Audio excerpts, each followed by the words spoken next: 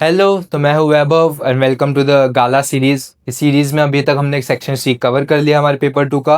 अब हम कर रहे हैं सेक्शन डी। वो आपको पूरा समझ आ रहा होगा। चलो तो फिर आगे बढ़ते हैं। ओके, तो our first question is write the preparation of bleaching powder with the chemical equation also write its uses. तो पहली बात तो उसका जनरल नेम क्या है, that is calcium oxychloride. Bleaching powder is also known as calcium oxychloride. उसको prepare कैसे करते हैं? हम इंडस्ट्री में जो क्लोरीन गैस होती है उसको स्लेक लाइम के ऊपर रिलीज करते हैं, जिससे हमारा जो ब्लीचिंग पाउडर है वो प्रोड्यूस होता है। तो हमारा रिएक्शन क्या होगा? कैल्शियम हाइड्रोक्साइड या फिर स्लेक लाइम, जिसको हम रिएक्ट करवाते हैं हमारे क्लोरीन गैस के साथ, तब वो क्या प्रोड्यूस करता है? This bleaching powder plus water. Okay, तो इसके यूजेस क्या क्या होते हैं? तो हम उसको एज ए डिसइंफेक्टेंट यूज करते हैं जो भी हमारे वाटर के अंदर, ताकि जो भी जर्म्स है उसको मारने के लिए। ब्लीचिंग एजेंट की तरह हम यूज करते हैं अलग अलग इंडस्ट्री में, जैसे कॉटन और लिनन है जो टेक्सटाइल इंडस्ट्री, उसको ब्लीच करने के लिए यूज करते हैं।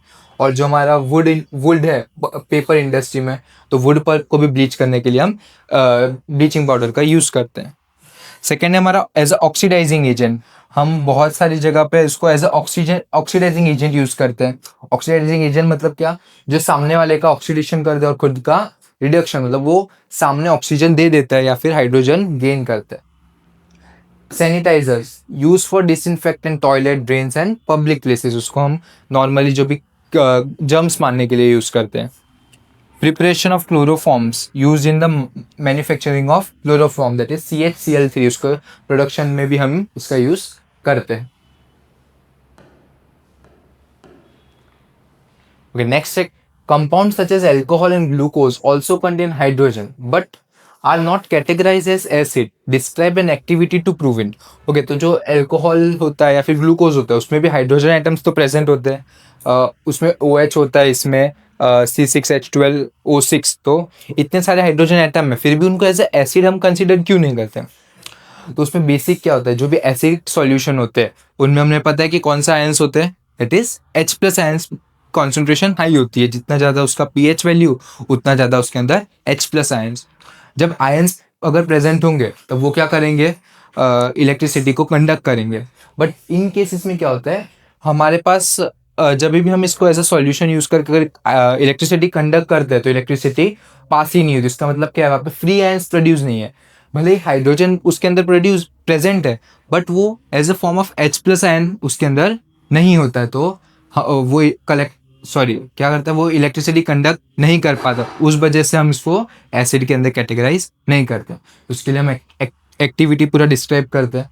तो जब भी एक्टिविटी लिखो तो एक पूरा वे में लिखना कि एम, फिर उसके जो भी एपरेटस, जो भी मटेरियल लिखते हो, उसके बाद तुम्हारा प्रोसीजर क्या है और फिर फाइनल कंक्लूजन लिखना।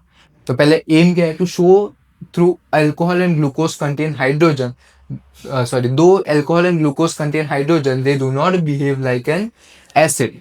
तो उसमें हमने मटेरियल कौन कौन सा लिया? एक बीकर लेंगे जिसमें हम डिस्टिल्ड वाटर लेंगे, फिर उससे glucose solution, alcohol solution, HCl, battery, wire and switches, दो ग्रेफाइड और या फिर कार्बन इलेक्ट्रोड्स, ताकि हम इलेक्ट्रिसिटी कंडक्ट कर सके, और बल्ब। ओके, तो अब हमारा प्रोसीजर क्या है? पहले हम 3 बीकर लेंगे, each filled with distilled water, जिसके अंदर हम डिस्टिल्ड वाटर डालेंगे। फिर एक के अंदर डाइल्यूट HCl डालेंगे, फिर सेकंड में ग्लूकोज, थर्ड में alcohol. Fix the 2 graphite electrode in each beaker and connect them with the battery and bulb in the series. हम क्या करेंगे? तीनों को कनेक्ट करेंगे क्या किसके साथ? हमारी बैटरी और बल्ब के साथ। फिर क्या करेंगे? Switch on the current and observe the bulb. अब जैसे हम स्विच ऑन करेंगे हमें क्या ऑब्जर्व होगा? जो HCl है, दैट इज अवर एसिड, उसके अंदर हाइड्रोजन आयंस है, वो किस फॉर्म में प्रेजेंट है? H+ ions. तो वो क्या करेंगे? इलेक्ट्रिसिटी को कंडक्ट करेंगे। But in the other 2 cases, that is our glucose और जो हमारा एल्कोहल है, उस केस में क्या होगा? बल्ब ग्लो नहीं होगा। इसका मतलब वहाँ पे आयंस प्रेजेंट नहीं है। तो ऑब्जर्वेशन में क्या आएगा? The bulb glows in the beaker containing dilute HCl, the bulb does not glow in the beaker containing glucose and alcohol.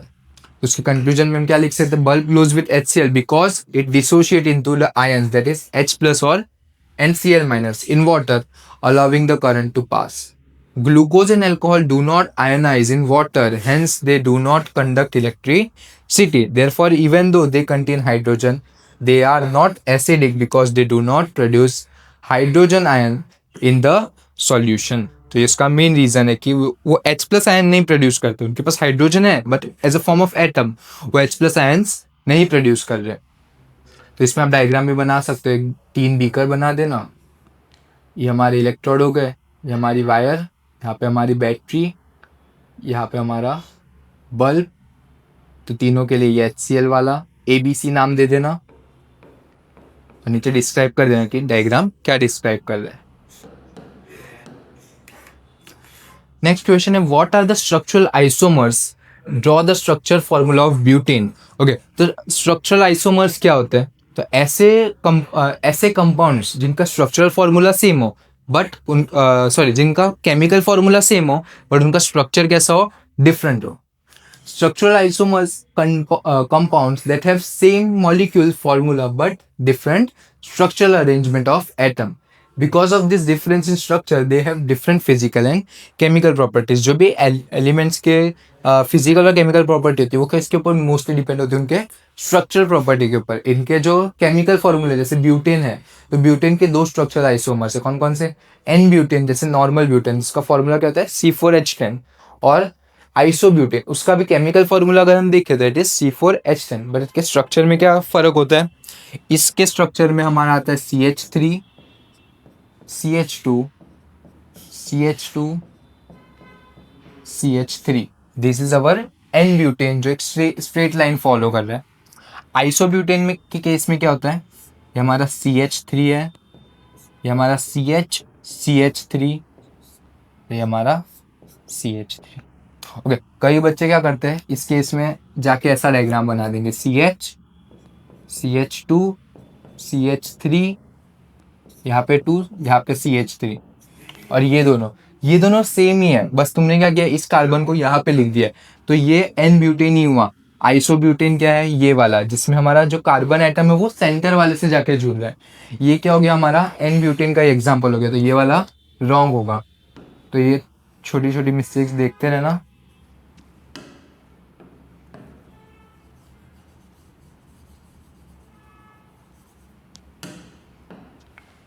Okay, the next.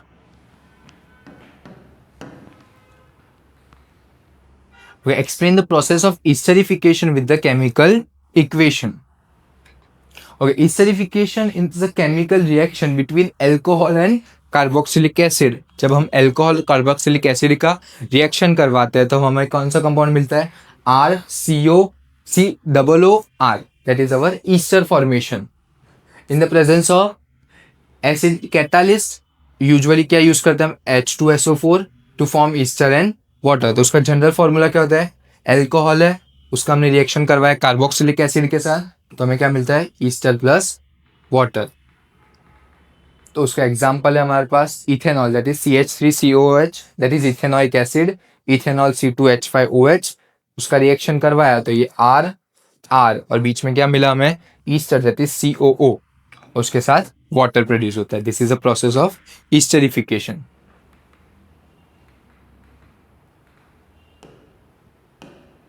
Next है what is excretion, draw the excretory system in describe its structure.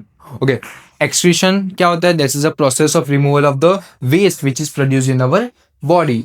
अलग अलग waste, अलग अलग एक्सक्रीशंस, अलग अलग waste के through excretion होता है. जैसे स्वेटिंग हो गई, फिर वो कुछ नॉर्मल स्वेटिंग से होता है, कुछ हम यूरिन के थ्रू रिलीज करते हैं.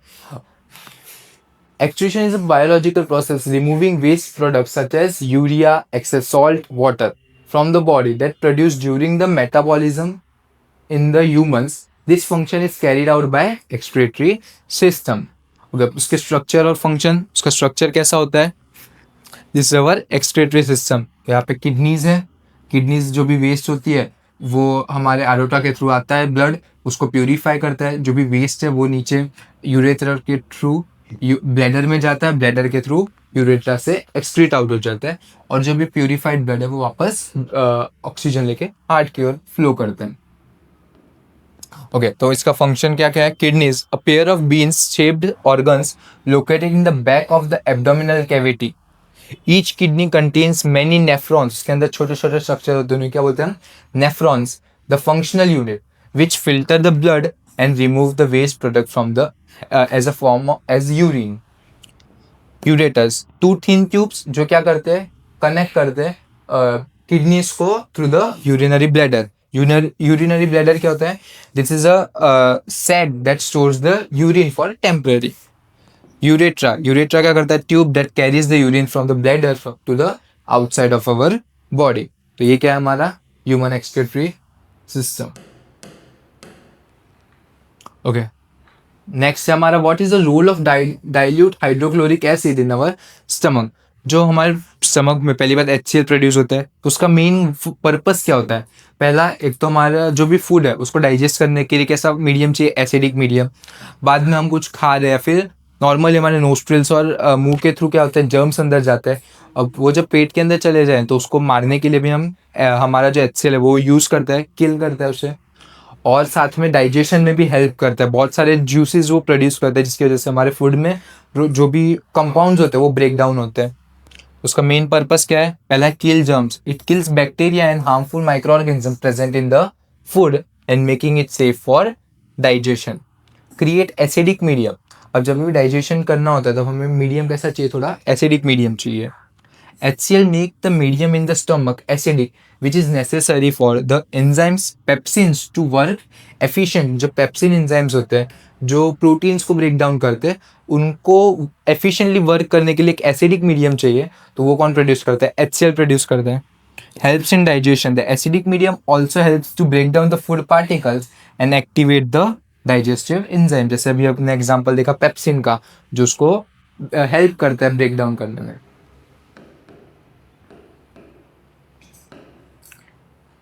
ओके, नेक्स्ट क्वेश्चन है give two important difference between blood and limbs. Okay, तो दोनों फ्लूइड है, दोनों कैरी करते हैं, बट मेनली उसका डिफरेंस क्या होता है? कलर। एक में आरबीसी प्रेजेंट होता है जिसकी वजह से वो रेड कलर दिखता है, और एक में आरबीसी प्रेजेंट नहीं होता है।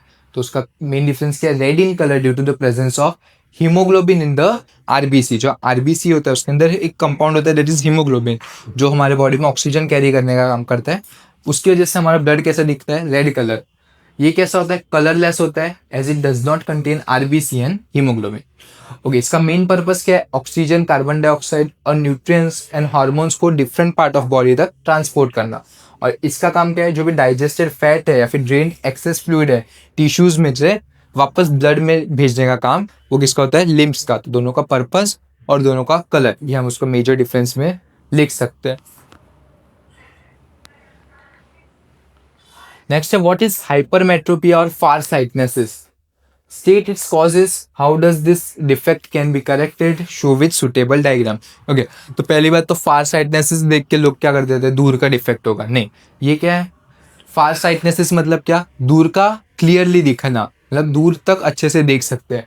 हाइपरमेट्रोपिया कैसी कंडीशन है? जब हमें पास की चीज़ें अच्छे से नहीं दिखाई देती, दैट इज अ हाइपरमेट्रोपिया। इसमें क्या होता है? जो हमारी आई लेंस है वो जो इमेज फॉर्म करती है वो क्या करती है? रेटिना के पीछे फॉर्म करती है। तो वो कब होता है? जब हमारा जो लेंस है वो थोड़ा सा दब जाए, शॉर्टेंड हो जाए, तब क्या होता है? जो हमारा फोकस है वो शिफ्ट हो जाता है, रेटिना के पीछे शिफ्ट हो जाता है। Hypermetropia is a defect of vision in which person can see distant object clearly but cannot see the nearby object distinctly. Causes, इसका क्या रीजन क्या होता है? आईबॉल टू शॉर्ट, हमारी जो आईबॉल है वही थोड़ी छोटी हो जाए। Eyeball is smaller than the normal, so the image of the near by object forms behind the retina instead of on it. Lens too weak, जब हमारी लेंस का जो पावर है वो कम हो जाता है, the eye lens loses ability to become thick enough to focus the near by object. तब वो क्या करता है? मान लो ये हमारी आई है और ये हमारा रेटिना है, तो क्या करता है? नॉर्मली फॉर्म का होना चाहिए, जो भी इमेज है वो यहाँ पे फॉर्म होनी चाहिए, बट ये क्या करता है? अपेरेंटली जो इमेज है वो कहाँ फॉर्म करता है? लेंस वो पीछे की ओर यहाँ पे कहीं फॉर्म कर देता है। ओके, तो इसका करेक्शन में हम क्या कर सकते हैं? हमारी जो लाइट डाइवर्ज हो रही है, जो पीछे जा रही है, उसको हम क्या करेंगे? थोड़ा कन्वर्ज करेंगे। तो हम कैसी लेंस यूज करेंगे? That converging lens, that is convex lens use करेंगे, ताकि जो फोकस है वो थोड़ा आगे शिफ्ट हो जाए। This defect is corrected using the convex lens. The convex lens converges the incoming light rays before they enter the eye and the image forms on the retina. देखो ये हमारा नॉर्मल आई है, ये हमारा डिस्टेंस ऑब्जेक्ट है, या फिर ये जो हाइपरमेट्रोपिक आई है जो नॉर्मल पास वाले पॉइंट पे कैसे देख रही है कंप्लीटली, सॉरी दूर वाले पॉइंट पे कैसे देख रही है कंप्लीट देख पा रही है, और इमेज का फॉर्म हो रही है हमारे रेटिना के ऊपर. बट जब ऑब्जेक्ट हम पास में लेके आ रहे हैं तब क्या हो रहा है, जो हमारी लेंस है वो थोड़ी ज़्यादा थिक होने की वजह से क्या कर रही है, उसको अच्छे से कन्वर्स नहीं कर पा रही है, और हमारा जो भी लाइट रेज है वो कहाँ पीछे जाके मीट हो रहा है, ये हमारा रेटिना है, इमेज का फॉर्म हो रही है रेटिना के पीछे. बट जैसे हम कन्वर्जिंग लेंस लगाते हैं तो क्या हो रहा है, ये जो लेंस है वो उसको पहले से ही कन्वर्ज कर दे रही है, तो जो लाइट है वो यहाँ की जगह यहाँ से थोड़ा और पास से पास हो रही है, और हमारा जो इमेज है वो कहाँ फॉर्म हो रहा है कंप्लीटली ऑन द रेटिना. तो इसको इस डिफेक्ट को करेक्ट करने के लिए हम क्या कौन सी लेंस यूज करते हैं, that is convex lens.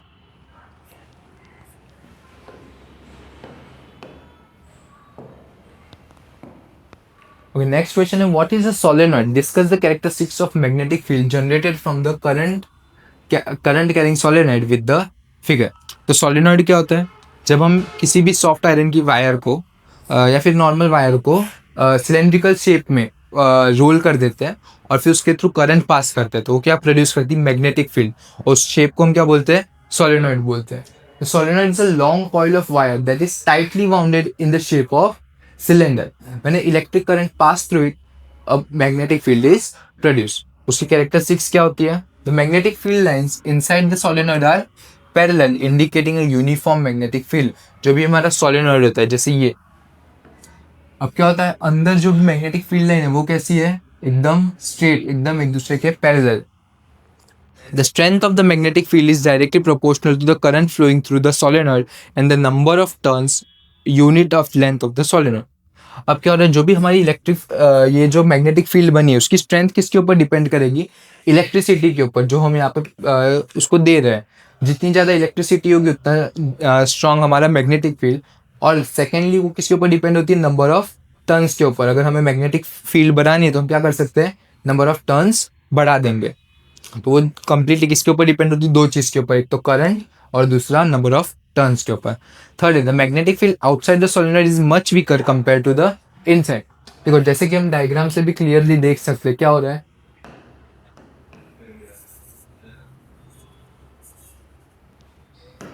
Diagram से भी हम देख सकते हैं जो अंदर है उसके अंदर जो डिस्टेंस है वो कैसा है, बहुत कम है, तो वो एकदम डेंस है.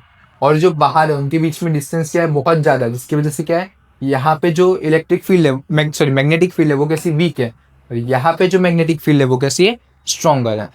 The direction of the magnetic field can be determined using the right hand grip rule where the finger of the right hand curl in the direction of the current and the thumbs point to the direction of the electric field. जैसे अभी हमें electric field निकालनी है तो हम क्या use करेंगे, right hand thumb rule. जो भी हमारा डायरेक्शन ऑफ द करंट है उसके अंदर हम हमारी हमारे जो फिंगर्स उसको कर्ल करेंगे. जैसे यहाँ पे करंट का फ्लो हो रहा है इस डायरेक्शन में तो हमारा हाथ ऐसे रखा, करंट इस डायरेक्शन में, तो हमारा थंब जो है वो क्या बताएगा, that is magnetic field is flowing inside the क्या बोल सकते हैं, inside the board for this condition.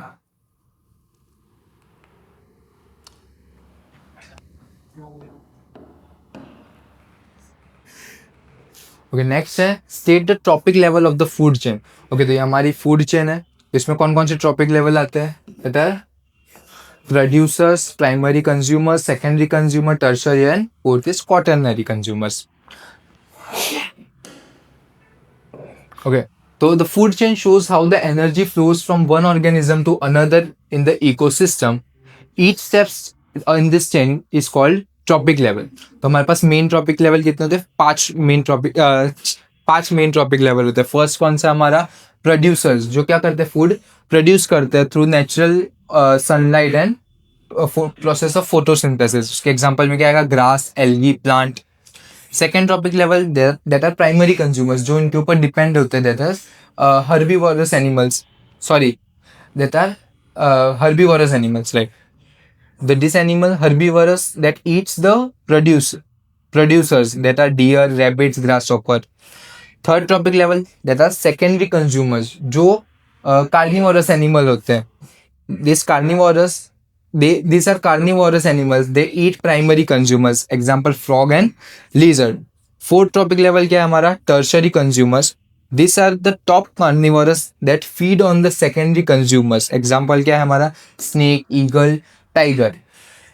Fifth topic level decomposers. Okay, mostly decomposers का काम क्या होता है, वो जो भी हमारा एनिमल वेस्ट है, डेड एंड डीके प्लांट्स और एनिमल्स है, उनको वापस एक बेसिक फॉर्म में सॉइल के अंदर मिक्स कर देते हैं, वापस उसको नेचुरल फॉर्म में मिक्स कर देने का काम कौन करता है, decomposers. Okay, next, what is biomagnification? States its effect on the different level of ecosystem. Okay, biomagnification क्या होता है, जो हमारे प्रोड्यूसर्स, अभी हमने पीछे देखा कि जो हमारे प्रोड्यूसर है वो फूड बनाते हैं, बट उस फूड के साथ वो कुछ amount of non biodegradable waste या फिर हार्मफुल सब्सटेंस कंज्यूम करते हैं। फिर वो क्या होता है, धीरे धीरे उनको सेकंड प्राइमरी कंज्यूमर कंज्यूम करते हैं, उनके अंदर थोड़ा अमाउंट जाता है, फिर उनको सेकेंडरी कंज्यूमर कंज्यूम करते हैं तो उनके अंदर थोड़ा और ज़्यादा जाता है। वैसे करते करते जब हम फाइनल लेवल पे जाते हैं तब उसका कॉन्सेंट्रेशन क्या होता है, मैक्सिमम कॉन्सेंट्रेशन हो जाता है, जिसकी वजह से हेल्थ इश्यूज हो सकते हैं। तो biomagnification is the gradual increase in the concentration of harmful और non biodegradable substance like pesticides, heavy metals, chemicals such as DDTs and mercury in the tissues of the organism as they move up through the tropic level of food chain. Okay, this toxic substance cannot be broken down by the natural process. हमारी जो bodies के अंदर natural process होती है, digestion का process होता है, उस प्रोसेस में ये सब्सटेंस ब्रेक डाउन नहीं होते हैं, तो हमारे बॉडी के अंदर वो क्या होता है, टिश्यूज के फॉर्म में स्टोर हो जाते हैं, टिश्यूज के अंदर जाके। As each higher level of organism eat the lower one, the concentration of the toxicants increase because it accumulate in their bodies. क्या होता है, जैसे अभी प्लांट्स के अंदर है, प्लांट्स को कौन खा रहा है, फिश, तो वो फिश के अंदर जाएगा। अब जो छोटी छोटी फिश है उनको बड़ी फिश खाएंगी तो बड़े फिश के अंदर उससे हाई जाएगा, और जब फाइनली फिश को कोई भी एनिमल खा रहा है या फिर ह्यूमन खा रहा है तो वो हम उसको एक लार्ज अमाउंट में कंज्यूम करते हैं। Thus, top consumers like bird, like praise, humans, large fish have the highest toxins level. देखो जैसे उसका एग्जांपल है पेस्टिसाइड्स, अगर प्रेजेंट है हमारे वाटर के अंदर तो प्रोड्यूसर्स जैसे एल्गी है वो उसको एब्जॉर्ब करेंगे स्मॉल अमाउंट में, फिर प्राइमरी कंज्यूमर जो स्मॉल फिश है उसको थोड़ा थोड़ा खाएंगी तो उनके अंदर लार्ज अमाउंट में आ रहा है, फिर जब हम बिग फिश है वो उनको खाएंगी तो उनके अंदर हाइयर हो रहा है, और जो लार्ज टर्शरी कंज्यूमर्स है जो बिग फिश को खा रहे तो उनके अंदर क्या होगा, सबसे ज़्यादा मैक्सिमम एक्यूमुलेशन होगा DDT का। ओके, तो नेक्स्ट, ओके, तो थैंक यू, इस वीडियो के लिए इतना ही। नेक्स्ट में हम हमारा पेपर 3 स्टार्ट करेंगे। अगर आपको कुछ नहीं समझ आ रहा है तो आप कमेंट में कर सकते हो, कोई प्रॉब्लम आ रही है, कुछ थोड़ा स्पीड ज़्यादा है तो आप कमेंट करके बता सकते हो। तब तक के लिए पढ़ते रहिए।